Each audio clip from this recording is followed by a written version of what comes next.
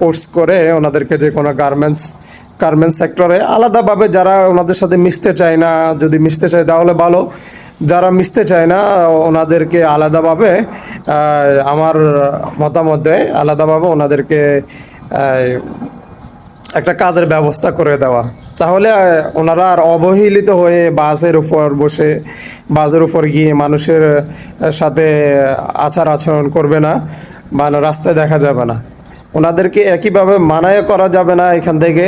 যদি ওনাদের একটা কর্মস্থল করে দেওয়া যায় তাহলে ওনারা আর এভাবে মানুষ থেকে টাকা চাইবে না। তো বর্তমান সরকারের যত কর্মস্থলের লোকজন রয়েছেন এদিকে নজর রাখবেন।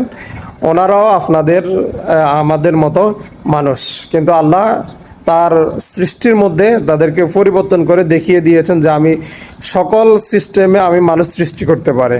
আল্লাহ হাফেজ। এতটুকু।